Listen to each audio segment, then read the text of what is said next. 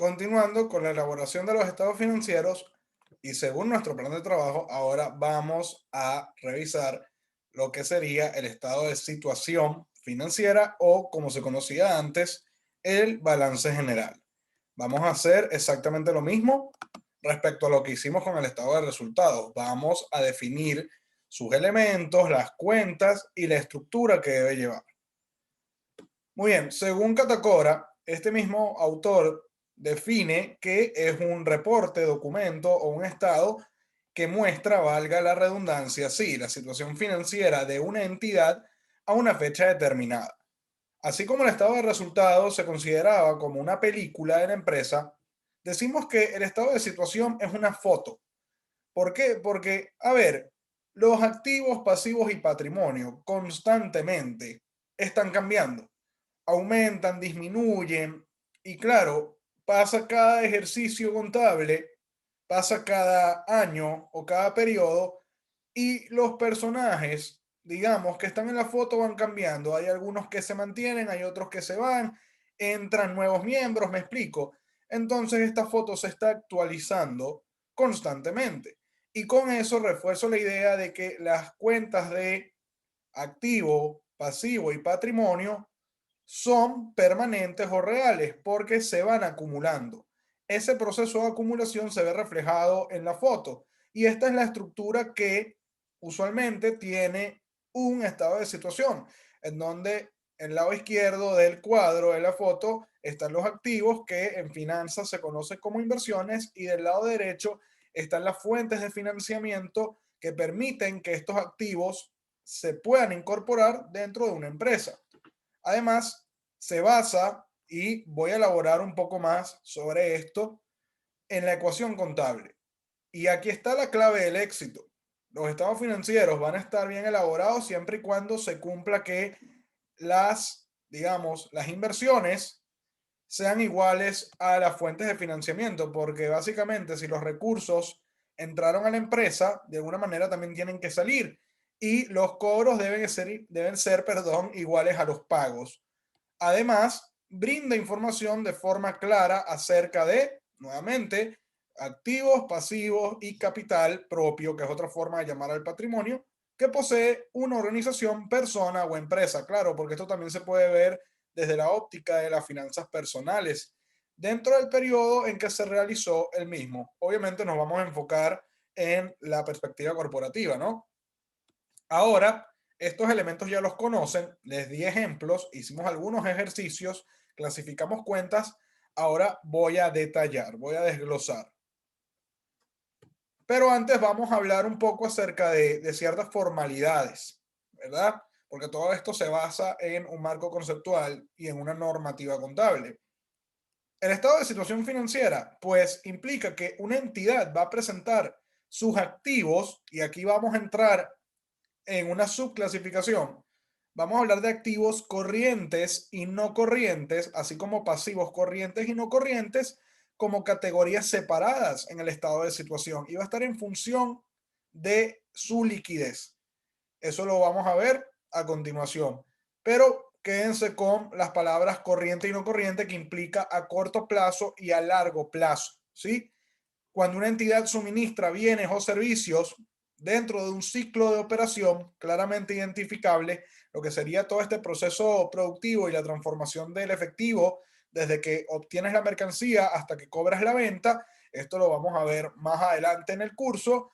Esta clasificación separada, que es muy importante a la hora de presentar la información financiera de los activos y pasivos corrientes y no corrientes, va a proporcionar una información útil al distinguir los activos netos que están circulando continuamente como capital de trabajo, lo que sería, insisto, recursos a corto plazo, de los utilizados en las operaciones a largo plazo. Aquí hay que distinguir lo que es el tiempo. Si hablamos de inversiones y, ¿verdad? Y de los pasivos o deuda que apalancan estas inversiones, se habla de corto plazo. El término técnico que se usa en finanzas es capital de trabajo y a largo plazo se habla de gastos de capital. Si sumamos ambos, nos da la inversión neta de capital del negocio. Y no quiero confundir, ¿verdad? Porque capital pareciera que se habla de patrimonio, pero lo que se busca decir es que con el capital suministrado, sea a través de pasivo o sea a través de patrimonio, se va a hacer una inversión neta. ¿De acuerdo? Vamos ahora a definir concretamente qué es un activo. Voy a dar algunos ejemplos que en láminas anteriores o en videos anteriores se dieron, pero ahora va a estar clasificado según si es corriente o no corriente. Fíjense que la definición de activo es bastante interesante porque es un recurso, ¿verdad? Económico que es controlado por la entidad, por la empresa. Entonces, tiene que cumplirse las tres características, ¿verdad? Para ser considerado como un activo. Es un recurso controlado por la entidad que es el resultado de sucesos pasados, es decir, tuvo que haberse dado una transacción y se tuvo que haber registrado para adquirir este activo y se espera que la entidad obtenga beneficios económicos futuros, es decir, va a generar flujo de caja, se va a incorporar, como siempre digo, en el proceso productivo y va a ser utilizado para generar productos, servicios o una combinación de ambos. Aunque la definición de activo ha cambiado con el tiempo, fíjense que en una economía colaborativa y también hablando del contexto del COVID, puede pasar que el activo realmente no tenga que ser controlado, sino que su uso o goce o disfrute, se usan estos términos, pueda ser, por ejemplo, hay modelos de negocio como Airbnb, en donde una persona, digamos, alquila su espacio, su casa, y básicamente otras personas son quienes hacen vida allí. Y es algo muy interesante cómo han cambiado las cosas y realmente cómo la transferencia de la propiedad ha modificado a lo largo del tiempo. Pero llevándolo estrictamente al ámbito empresarial, estos activos pueden ser a corto plazo. El corto plazo se define un periodo que no supera los 12 meses o el año, ¿ok?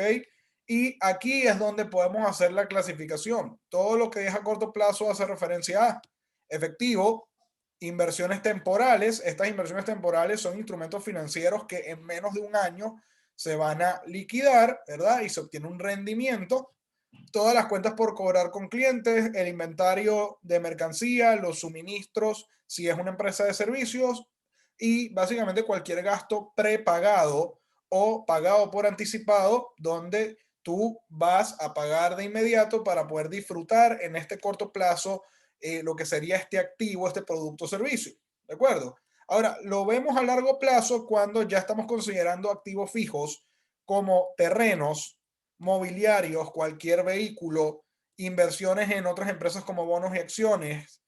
Estos serían activos tangibles y estos serían activos fijos, pero son intangibles como patentes, la marca y lo que sería la plusvalía o crédito comercial, que es como un adicional que le da valor a la empresa, que es algo que no se puede tocar, pero lo que es la fidelidad de los clientes, lo que significa tener buena relación con proveedores, empleados productivos, todo lo que tiene que ver con también la ubicación del negocio, la reputación, la credibilidad se ve acá. De hecho, se puede decir que los empleados de alguna manera contribuyen a que se genere una buena plusvalía. Y aquí lo que quiero mostrarles es que va a estar en función a qué tan líquidos sean los activos, porque eso es lo que puede definirlos como corrientes. El efectivo siempre va a ser el dinero a la mano lo más líquido que hay. Y le siguen estas inversiones temporales, luego las cuentas por cobrar, que de alguna manera se tienen que exigir a los clientes y bueno, luego viene todo el tema de los inventarios, que básicamente tienen de alguna manera que procesarse, venderse y una vez que se paga por ello y el cliente pues efectivamente lo compra es que se vuelve efectivo. Y así va sucesivamente. Obviamente un terreno venderlo es más complicado, hacerlo efectivo cuesta más, igual con los mobiliarios, los vehículos, etcétera, porque son procesos de negociación más tediosos. ¿Qué pasa con los pasivos? La definición formal básicamente es que es una obligación, algo que está pendiente y que es algo actual o presente dentro de la entidad, surgido a raíz de sucesos pasados, alguna negociación, alguna transacción, y que al vencimiento, para poder saldar o cancelar esta obligación, la entidad tiene que desprenderse de recursos económicos que incorporan beneficios futuros. Básicamente, el pago de la deuda implica que ese dinero que pudo haber utilizado, se pudo haber, me quedé pegado, si se pudo haber sido utilizado para otra cosa, pues ciertamente se hubiese aprovechado más, pero se tiene que pagar porque es una obligación. Esta grabación no la voy a volver a hacer. Yo creo que, bueno, hay que ser un poco espontáneo. Pero bueno, los pasivos también se clasifican como corrientes y no corrientes. Todo lo que sea a corto plazo, es decir, que se espere liquidar. Y claro, los pasivos se van a ordenar en función a su exigibilidad. Tenemos lo que son las deudas bancarias a corto plazo, los pagarés, los documentos de crédito, que en menos de un año se espera pagar. Se pone de primero porque, a ver, el banco tiene prioridad, ¿verdad? Y es más exigente respecto a, por ejemplo, un proveedor con quien se tiene mayor margen de negociación. Entonces tenemos unas cuentas por pagar por este lado, tenemos todo lo que tiene que ver con sueldos, impuestos por pagar, es decir, básicamente todos los gastos acumulados o lo que sería otros pasivos por pagar se pone aquí. Y claro, todos los pasivos a largo plazo que se espera pagar en un periodo posterior al año, también se incluye la deuda bancaria porque puede haber, por ejemplo, una parte de la deuda que se pague en el momento, que sea corriente, y otra parte que se pague a largo plazo. Todo lo que tenga que ver con mercado de capitales, instrumentos financieros como bonos por pagar. Por favor, no confundan esto con bonos salariales o bonos por productividad. Aquí estamos hablando de instrumentos de deuda. Todo lo que tiene que ver con prestaciones sociales, préstamos hipotecarios, préstamo por vehículo, cualquier deuda que se tenga a largo plazo. Y claro, además de las prestaciones sociales, cualquier beneficio laboral o por retiro, por mencionar algunos otros ejemplos. El patrimonio, fíjense que es una definición un poco técnica porque se habla de la parte residual de los activos. También se le conoce como activos netos porque básicamente el patrimonio, que es lo que le queda a los dueños de la empresa y a los accionistas, es tomar los activos, ¿verdad? Y restarle o deducirle todas las obligaciones. Entonces, claro, aquí quiero hacer un inciso porque la clasificación de las cuentas de patrimonio se va a realizar según la restricción que se tenga para ser repartido entre los dueños y los socios. La cuenta que suele ser más restringida y con la que se comienza en la clasificación es el capital social, que es el aporte que se hace para constituir la empresa, y posteriormente se suele distribuir, lo que normalmente se suele repartir son las ganancias o utilidades en forma de dividendos. Los dividendos son un porcentaje, o sea, valga la redundancia, de estas ganancias que le generan liquidez y le generan efectivo a los accionistas, porque es como su retribución por haber aportado a la empresa. Esta es una cuenta de patrimonio, pero que ciertamente reduce el capital. Su composición se muestra de manera separada en un estado financiero que se conoce como el estado de cambios en el patrimonio. No lo vamos a abarcar en este curso, sin embargo es importante que sepan que pueden revisar una empresa real donde van a poder ver cómo ha variado las partidas patrimoniales, perdón, de un año a otro y qué es atribuible a los propietarios y a los minoritarios. Los intereses minoritarios son algunas personas o partes interesadas que no pueden tomar una decisión, no tienen una participación significativa dentro de la empresa, pero se le tiene que dar alguna retribución. Ok, el ejercicio número 6 es un tema de orden, es un tema de clasificación. Aquí lo que yo busco básicamente es que dada una serie de partidas con sus saldos, de una vez ya todo listo, al 31 de diciembre de 2020, miles de dólares, voy a continuar con la referencia de la empresa Grey Matter Technologies, así como hicimos el estado de resultados, vamos a hacer su estado de situación financiera, pero antes vamos a clasificar las cuentas e indicar cuáles son a corto plazo y cuáles son a largo plazo. Aquí pueden ver varias cuentas que corresponden al estado de situación, que son cuentas reales. No hay que hacer ningún registro o transacción, ya tenemos los saldos finales acá. Y básicamente hay que ordenar esta lista para poder hacer el estado financiero. Entonces, claro, aquí lo que necesitan pues es ver los videos, repasar la teoría, ver cómo se clasifica e inclusive se pueden ver estados financieros de empresas reales para tener una idea, que se los he compartido en el portal en módulo 7. Ahora, ¿cómo vamos a ordenar toda esta información? Yo lo haría de la siguiente manera. Comenzamos con el efectivo y los equivalentes de efectivo, porque es el activo más líquido que hay. Luego vienen las inversiones temporales, Luego todo lo que tiene que ver con cuentas por cobrar comerciales a los clientes.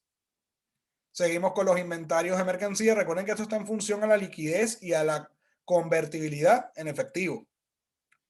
Luego, claro, estos serían los activos a corto plazo, ¿no? Ahora vendrían los pasivos corrientes o pasivos a corto plazo. Ponemos las cuentas por pagar comerciales con proveedores y luego todos los gastos acumulados por pagar. Como pueden ver, esto es corto plazo.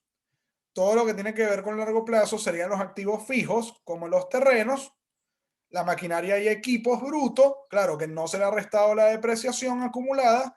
Aquí se la estoy poniendo. Si nosotros restamos estos dos valores, tenemos la maquinaria y equipos netos de depreciación. Luego ponemos, claro, estos son los únicos activos no corrientes que tiene la empresa. Ahora vienen los pasivos.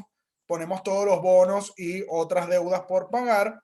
Luego vendría el patrimonio, en este caso acciones comunes, acciones preferentes y las utilidades o ganancias retenidas de periodos anteriores. Esto sería el largo plazo. Y con esto, pues, de manera preliminar, concluiremos este video y ahora lo que vamos a hacer es explicar una serie de cosas adicionales, lo que sería el cierre contable, lo que sería el ajuste de cuentas y lo que sería la transferencia de las ganancias al patrimonio para poder elaborar posteriormente el estado de situación financiera.